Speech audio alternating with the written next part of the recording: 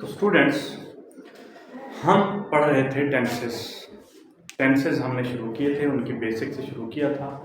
पिछली वीडियो में हमने टेंसेस का इंट्रोडक्शन और पास्ट इंडेफिनिट टेंस पूरा पढ़ लिया था। ठीक है, आपको मैं वो पिछली वीडियो की लिंक जो है वो डिस्क्रिप्शन में दे दूंगा, आप उसको देख लेना ताकि आपको आगे मज़ीद इसकी समझ लग सके। क्योंकि टेंसेस का इंट्रोडक्शन जिस बच्चे को नहीं समझ लगती या उसको नहीं आता तो फिर वो आगे नहीं इनको सीख पाता।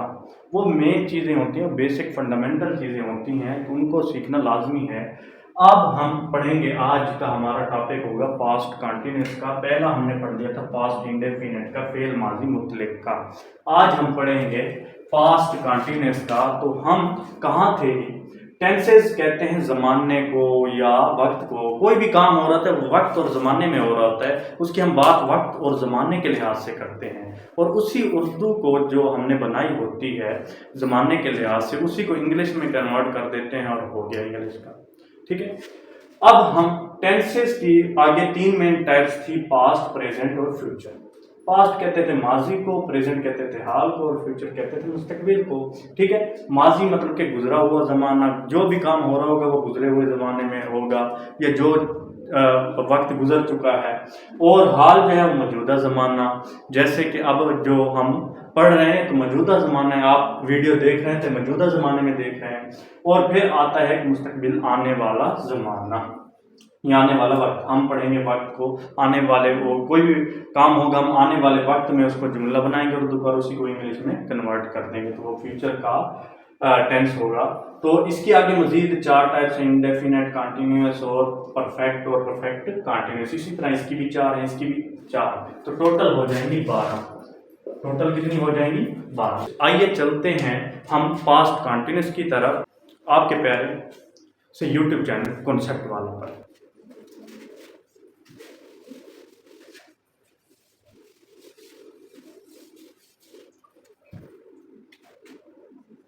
पास्ट कंटिन्यूअस, इसको हम कहेंगे उर्दू में फेल माजी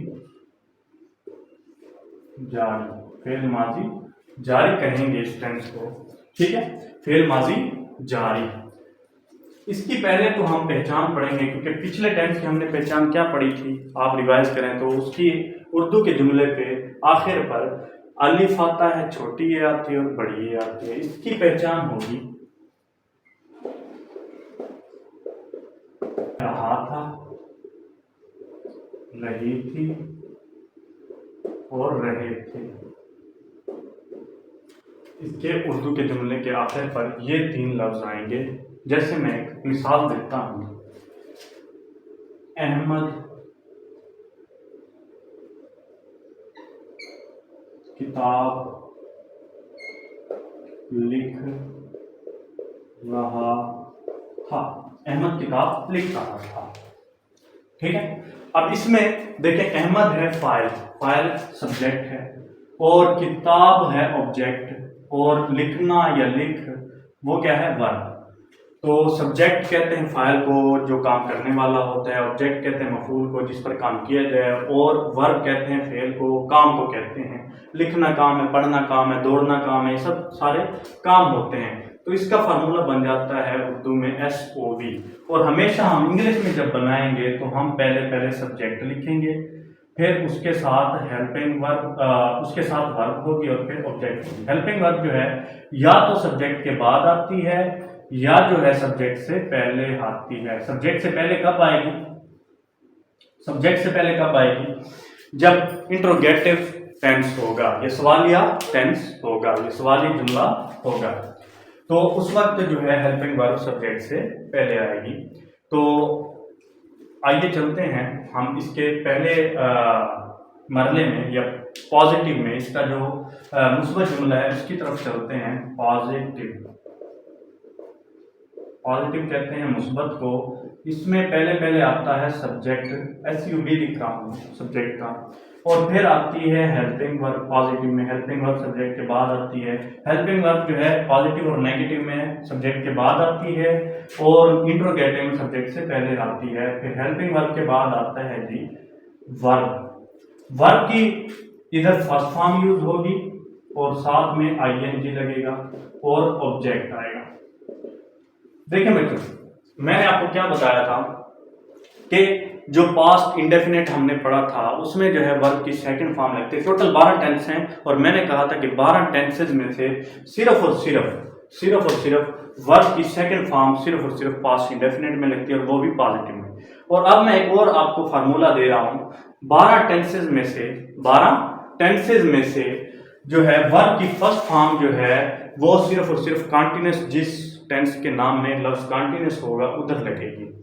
12 के 12 टेंसेज में से जिस टेंस के नाम में लफ्ज कॉन्टिन्यूस आ जाएगा उधर वर्ब की फर्स्ट फॉर्म और साथ में आईएनजी लगेगी।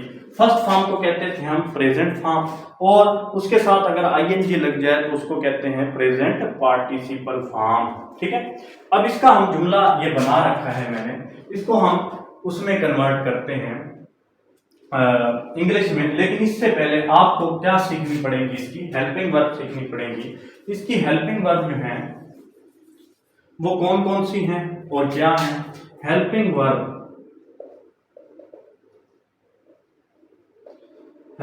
कहते हैं इमदादी फेल को। इमदादी फेल इसके कौन कौन से हैं, दो हैं, एक है वाज और एक है वर्ब। वाज किन के साथ लगेगा और वर्ब किन के साथ लगेगा।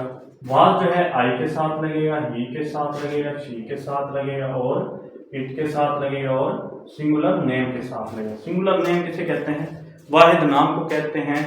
ठीक है, वाहिद नाम आपको पता ही है, किसी की चीज का भी नाम वाहिद नाम। और वर्ब जो है वो किसके साथ लगेगा, यू के साथ लगेगा, दे के साथ लगेगा, हुई के साथ लगेगा और साथ में प्लूरल नेम के साथ लगेगा। प्लूरल नेम और सिंगुलर नेम मैं आपको इसकी मिसालें दे दूंगा तो फिर आपको समझ सही लग जाएगी। तो हमेशा गलती क्या करते हैं बच्चे, हेल्पिंग वर्ब याद कर लेते हैं लेकिन एक गलती कर देते हैं, कौन सी, ये जो है आई ये वाज के साथ नहीं लगाते, वर्ब के साथ लगा देते हैं। तो ये सबसे बड़ी गलती है। आई के साथ जो हेल्पिंग वर्ब लगेगी वो वाज है, ना कि वर्ब। ठीक है, तो आइए स्टूडेंट हम इसका पहला जुमला बनाते हैं। जैसे अहमद किताब लिख रहा था, अब इसमें पहले क्या है, सब्जेक्ट, और इधर भी सब्जेक्ट लिखना है। सब्जेक्ट क्या है, अहमद लिख देंगे हम। ठीक है, सब्जेक्ट मैंने आपको बताया था, सब्जेक्ट में दो चीजें शामिल होती हैं, नाउन होता है, एक प्रोनाउन होता है। नाउन तो किसी चीज के नाम को कहते हैं, प्रोनाउन इसमें ज़मीर मैंने बताए थे, वो आप पिछली वीडियो जाके देख लेना, क्योंकि अब जब मैं उसको शुरू करूंगा तो फिर ये लेंथी हो जाएगी वीडियो और बहुत ज़्यादा। ठीक है, इसलिए मैं आपको ये रिकमेंड कर रहा हूँ कि अगर आप सीखना चाहते हैं तो वो पिछली वीडियो जाकर देख सकते हैं।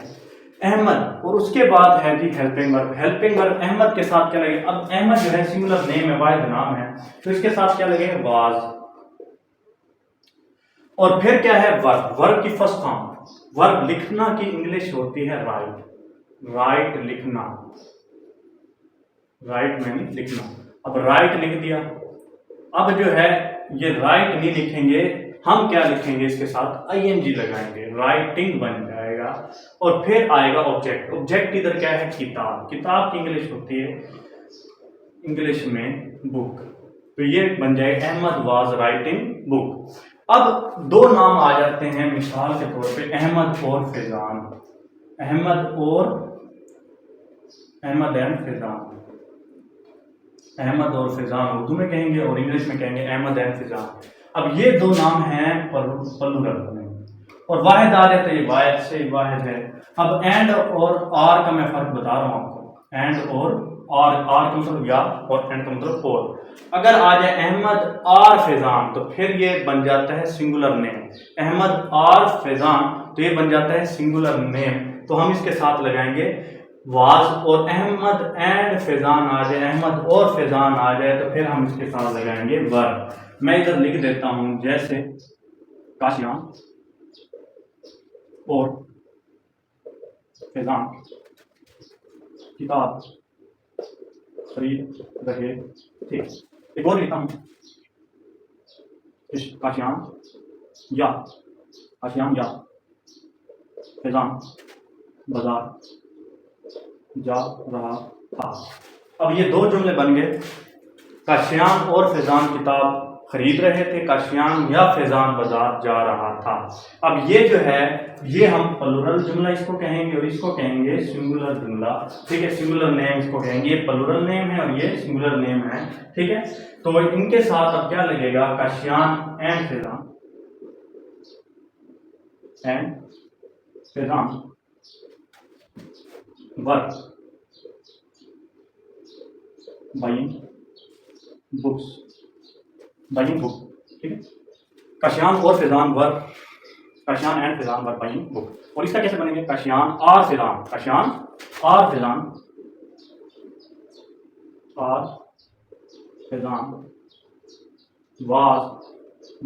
वाज गोइंग टू मार्केट या बाजार भी लिख सकते हैं, ठीक है। तो फर्क आपको पता लग गया होगा सिंगुलर और प्लूरल का भी, ठीक है। तो इस तरह सबसे ज़्यादा गलती इसमें बच्चे करते हैं कि और या में, इसको हम वो समझ लेते हैं कि ये जो है प्लूरल नेम है तो वो वर लगा देते हैं, तो ये भी नोट करना है। अब नेक्स्ट हमारा है नेगेटिव, इसी का ही हम नेगेटिव पढ़ेंगे। नेगेटिव मतलब मंफी। इसमें क्या होगा, कुछ भी नहीं होगा, सिर्फ और सिर्फ हेल्पिंग वर्ब के बाद जो है नॉट आ जाएगा। हेल्पिंग वर्ब के बाद क्या आ जाएगा, नॉट। इसको मैं मिटा देता हूँ। आपको मैंने पहले बताया कि हेल्पिंग वर्ब के बाद सिर्फ नॉट का इजाफा होगा और कुछ भी नहीं लिखा जाएगा। इसको मैं हेल्पिंग वर्ब लिख देता हूँ। हेल्पिंग वर्ब में दो चीज़ें शामिल हैं, वाज और वर, और फिर नॉट आ जाएगा और फिर जो है वर्ब की फर्स्ट फॉर्म वैसे की वैसे रहेगी, जमा PNG भी लगेगा और ऑब्जेक्ट आ जाएगा, ऑब्जेक्ट आ जाएगा, ठीक है, ऑब्जेक्ट आ जाएगा। अब इसका भी एक जुमला बनाते हैं।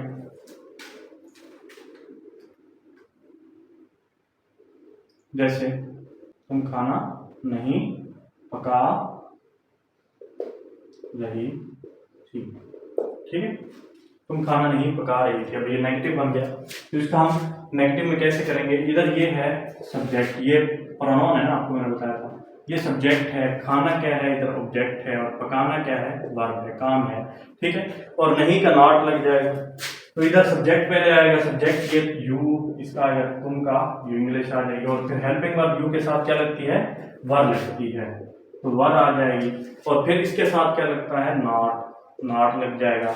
और फिर वर्ब की फर्स्ट फॉर्म, पकाना की इंग्लिश होती है कुक, तो आ जाएगी कुक, और साथ में ING है, उसका ING भी लग जाएगा। और जमा ऑब्जेक्ट इसका लिखेंगे, ऑब्जेक्ट क्या है इसका भाई, खाना, खाना इसको कहते हैं मील या फूड भी कहते हैं, ठीक है।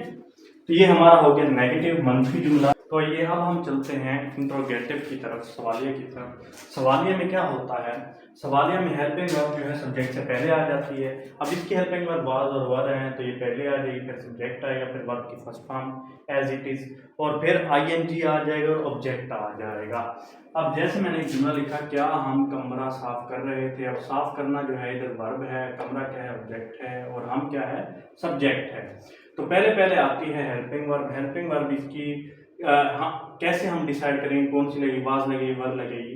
तो हम को और सब्जेक्ट को देखेंगे, सब्जेक्ट है इधर हम की इंग्लिश होती है वही, और वही के साथ हेल्पिंग वर्ब कौन सा लगता है, वर। तो वर इसका मतलब है पहले आ जाएगा, वर आ जाएगा, और फिर आ जाएगा सब्जेक्ट, और फिर वर्ब की फर्स्ट फॉर्म और साथ में ING, और ये क्या बन जाएगी, कौन सी फॉर्म बन जाएगी, प्रेजेंट पार्टिसिपल बन जाएगी, और साथ में ऑब्जेक्ट आ जाएगा। तो हमारा आज का पास्ट कंटिन्यूअस टेंस मुकम्मल हुआ। तो बच्चों नेक्स्ट वीडियो हमारी बनेगी पास्ट परफेक्ट की।